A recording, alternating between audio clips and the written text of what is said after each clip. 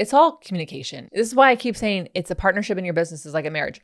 You have to do the exact same thing before you marry someone. These are the exact same things you have to do. But I think so many people are afraid of looking dumb or like they don't know what they're doing, or they get caught up in the excitement of what the business could be. And it's like, you got to sit down and just go, okay, down and dirty. Like, how deep am I getting into this? How deep are we both getting into this before like we go, this isn't working? Welcome to the Be It Till You See It podcast, where we talk about taking messy action, knowing that perfect is boring. I'm Lesley Logan, Pilates instructor and fitness business coach. I've trained thousands of people around the world, and the number one thing I see stopping people from achieving anything is self-doubt. My friends, action brings clarity, and it's the antidote to fear.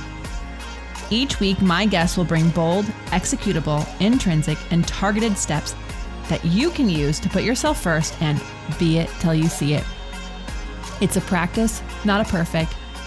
Let's get started.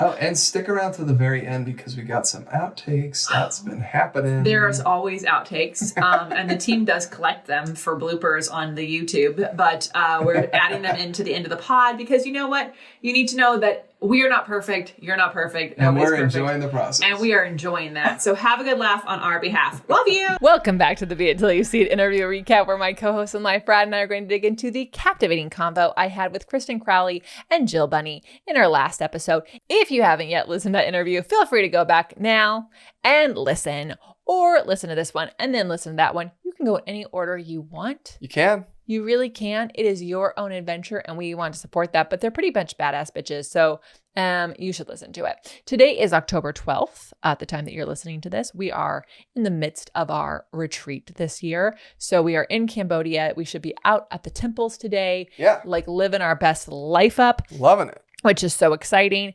And that also means today is World Arthritis and World Sight Day. Both important things you should know about. So first of all, arthritis is real. So go get yourself checked out and do the things you can do to avoid the heck out of them, like getting stronger. And the World Sight Day, I didn't actually look up what that means, but make sure. No, it's seeing. Well, like, I need to go to the eye doctor today? Is that what it's telling me to do? World Sight Day. So you want to know something funny? I got observed LASIK. every year. What's funny? Well, I got LASIK when I was 30, and everyone said that's so dumb because at 40 you're going to need to have reading glasses. And I want to let you know right now, you guys, I'm 40 and I do not need reading glasses. So go LASIK. That's true.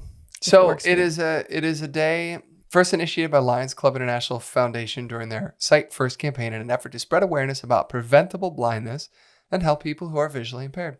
Oh, well then go to schedule your doctor's appointment to prevent blindness. I think that's genius. Yeah. I didn't know that you could. That's great. Wonderful. Gaia, we think, is probably blind. She did bark at a bolster. It's okay. She just sat up. She can hear just fine. Seeing.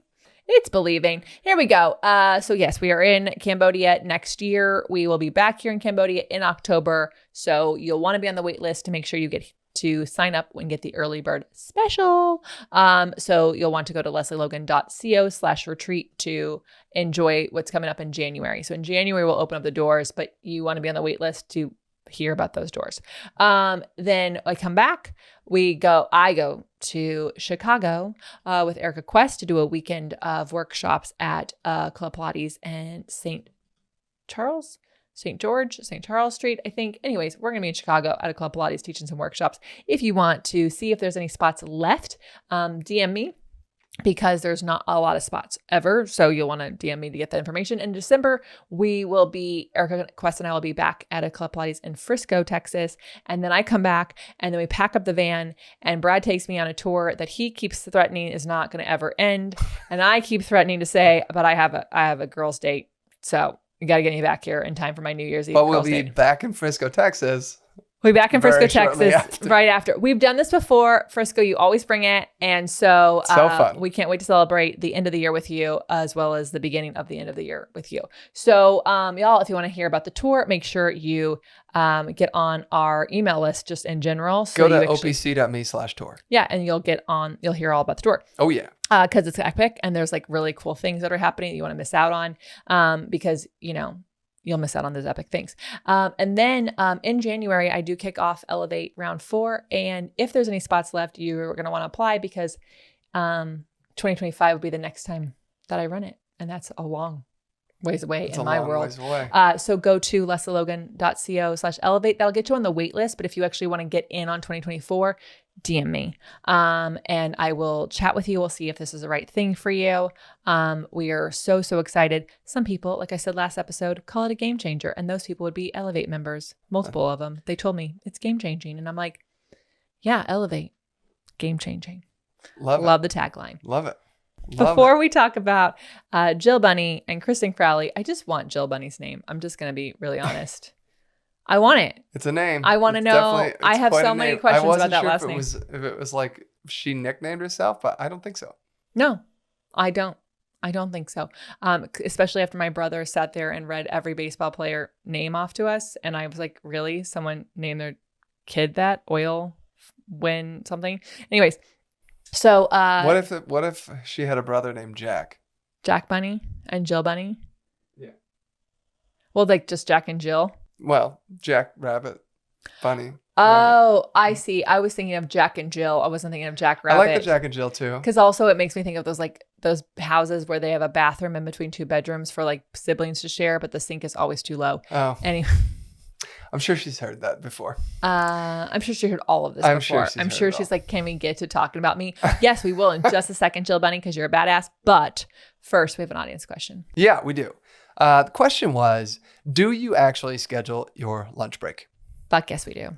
Yeah. Did we always? No, we didn't always. Well, I did when I was teaching. I always had a break in the middle of the day. So I did not. Yeah. I was you've never ever had. I've never been good at this except for the last couple of years. Sometimes at 2:00, Brad's like, I haven't eaten yet today. And I'm like, are you an adult? Are you hungry? Like, we need to have a reminder. Eat your breakfast. I don't usually eat breakfast. I know. You really don't. But at any rate, I have always had a lunch. Now I have a scheduled lunch because we work at home together. And if it's not scheduled, then one of us will interrupt the other person's work break. So we just take it at the same time. Yeah. And that's nice, actually. It's a lot of fun. Yeah. Sometimes you make me lunch. It happens. It happens. Definitely. But the reason that we do that is because if I didn't put it in my calendar, it wouldn't happen. I would just never take a lunch. That's everything, you guys. If you don't put it in your calendar, it doesn't get done. Period. Yeah.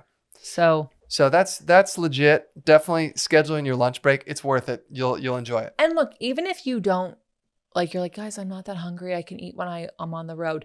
Our doctor, Dr. Bender, shout out to her. She but with both of us is like, you have to sit down and just eat your lunch.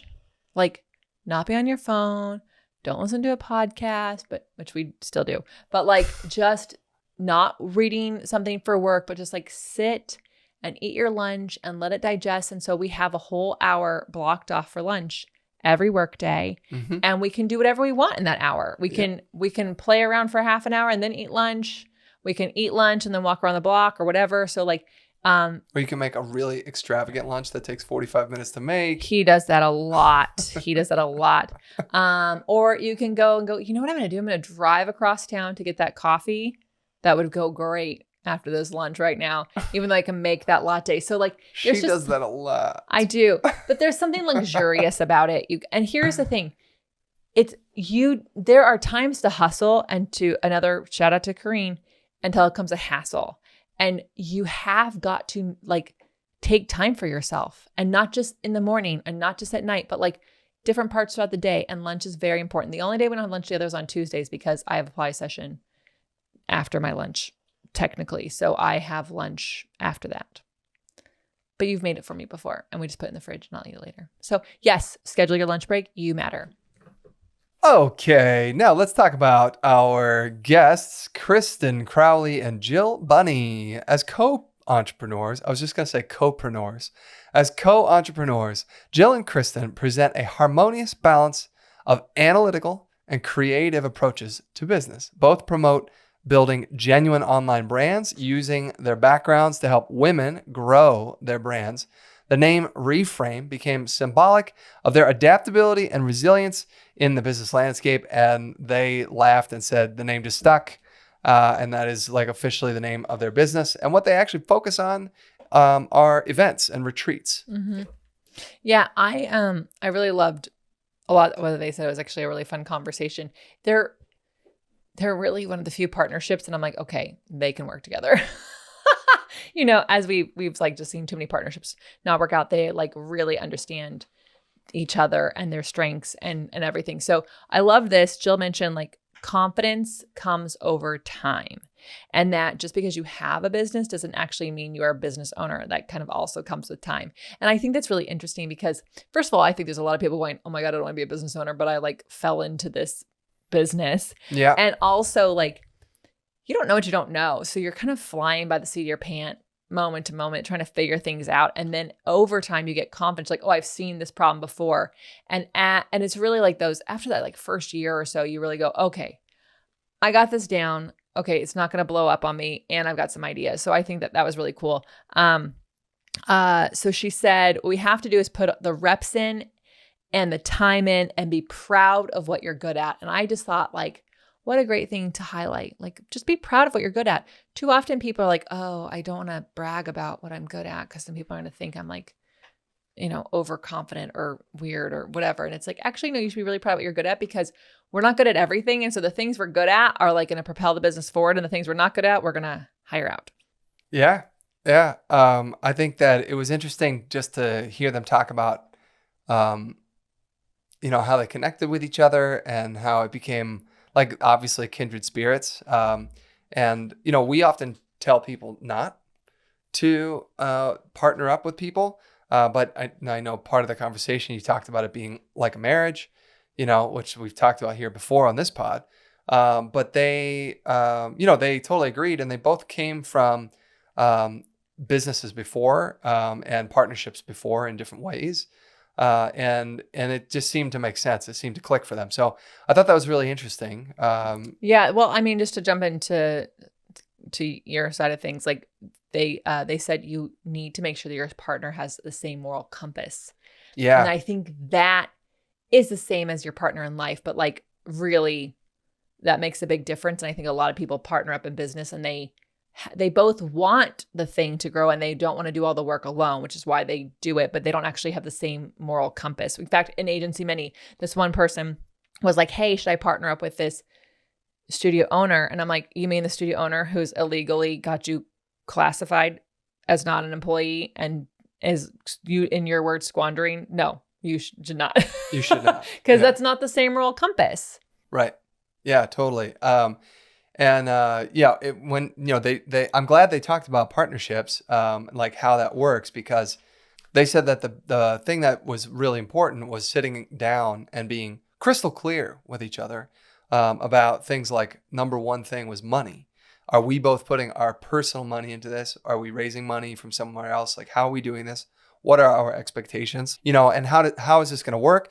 And they both agreed on the way that it would work and effectively being transparent about their personal finances, just in case something didn't go the way they expected. Could they continue to keep it going?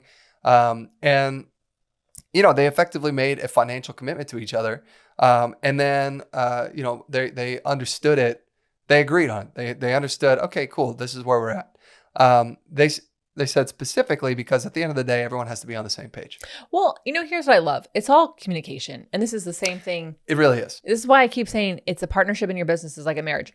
You have to do the exact same thing before you marry someone. These are the exact same things you have to do. But I think so many people are afraid of looking dumb or like they don't know what they're doing, or they get caught up in the excitement of what the business could be. And it's like, you got to sit down and just go, okay, down and dirty. Like, how deep am I getting into this? How deep are we both getting into this before like we go, this isn't working? You have to have the exit strategy as well, because you do have to think, what if this doesn't go well? Who gets what? What happens here? And I learned that from, oh my gosh, a podcast I listened to 10 years ago.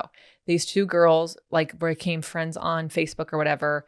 They both did similar things. They partnered up and had an amazing podcast. It was one of the top podcasts at the time for women in business. And they decided to eventually actually make a membership together, which would be the first thing, except for the podcast, where they actually made money together. And they brought on their lawyer, and they said, we sat down with a lawyer and we said, what do we need to talk about before we do this? And she said, we have to talk about what happens if one of you doesn't want to do this anymore. We have to talk about how this ends. What are the different ways it could end? And then what happen? And that was such an interesting thing to hear, because no one wants to talk about well, how does it end? But you have to think about it so that if you do need to walk away, how much does each person get? How much do you have to pay to get out of it? Or how much should you get paid to get out of it? And those are really, so I really enjoyed listening to the fact that they talked about the money. They were very clear on things, and they got very vulnerable about what the states of their personal lives were, because guess what? Your personal life comes into your business all the fucking time. Yeah, totally does. All the time. Totally does. If anything's going on with one of our family members and they call us in the middle of a work day, you better believe it fucks the day up. Yeah. So I just thought it was a really nice, honest conversation. Yeah, and they talked briefly about some red flags, and that was basically, hiding things and not being communicative, and or not being as committed to the vision, So, and they said definitely partnerships shouldn't be formed out of desperation. A good partner should push for growth and also keep one on track. Can we just highlight partnerships should not be put together out of desperation? So if you are having someone partner with you because you're desperate and you need help in your business, that is not the best time to get a partner. You need to take a pause and really understand what you're doing, because you'll partner up with someone who you think is a lifeline, and then it just really changes the roles, and you don't think through things clearly. Yeah, I do think that, if you are going to bring on a team member or a partner, it should be someone with complementary skills, skills that are not your own, so that you're not both trying to do the same things. But making a partnership out of desperation is dangerous. Yeah. All right. So finally, let's talk about those beit action items. What bold, executable, intrinsic, or targeted action items can we take away from your convo with Kristen Crowell and Jill Bunny? They said when it came to understanding and presenting your authentic self online, rather than imitating others. So this is actually really similar to what we were just talking about with a PR person.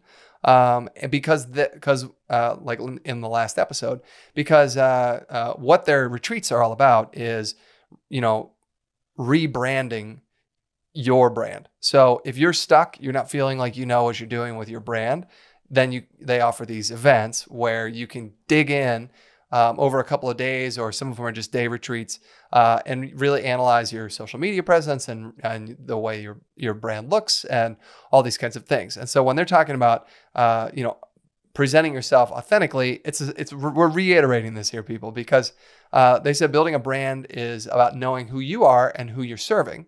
And then you're going to structure everything around it, around, your story, and then the problems that you're solving for the people that you're serving. I love this is back to back with Whitney Lee. It's kind of crazy. You did a good job there. So I actually really enjoyed the action items that Jill talked about, because she's on Jill 2.0, and she is checking in throughout the day if what she's doing is aligned with with the 2.0. So all of these things that she wants, are the actions that she's taking aligned with that, and not just writing them down and going off onto the day, but really checking back in. So it's not just about journaling so you feel good about yourself, but actually going, okay, where am I at in alignment with what this is? Am I actually doing those steps that get through there? And it made me think of Alan Stein Jr. Geez, his interview from the beginning of this year just keeps on giving. And his whole thing is he ends every single day am I 1% closer to the man I want to be? And it's how can you find time in your day to check back in with your actual goals and just really understand okay, today I did these things and they had nothing to do with 2.0. In fact, I went backwards, and just being honest with that, not episode shaming. 167. 167. I mean, I was not going to get that because I don't remember what the year started, but that's my fault. Maybe I should study up. It's all good. You're fine. I know, but I want to be like that guy. who's on Crooked, who like he can go Oscar winner, director, 1973, and he's like da da da da da, and I'm like, what? Luck. No, that's not. That's maybe I don't have that skill, but I'm amazing. trying. Be it till we see it, right?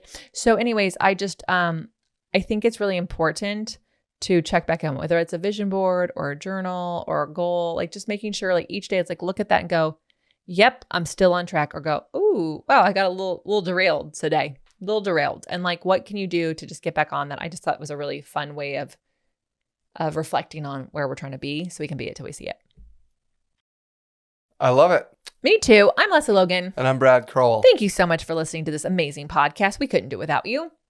So what are you going to do with these tips? How are you going to use them? What was your favorite part? We want to know. Tag Jill Bunny and Kristen Crowley and the Be It Pod and let us know and share this with a friend who needs to hear that they can reframe, that they can start over, they can do awesome things. Maybe that friend is you. And until next time, be it till you see it. Bye for now. That's all I got for this episode of the Be It Till You See It podcast. One thing that would help both myself and future listeners is for you to rate the show and leave a review.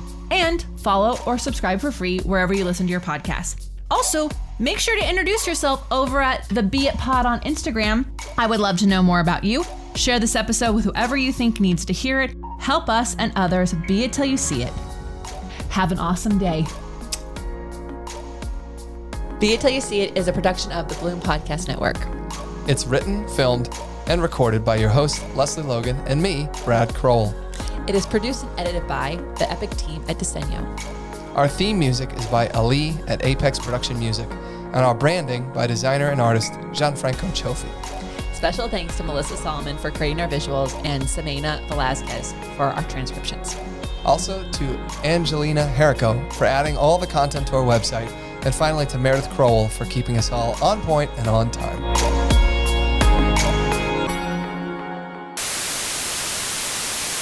In our last episode, if you haven't yet listened to that interview, feel free to go back now.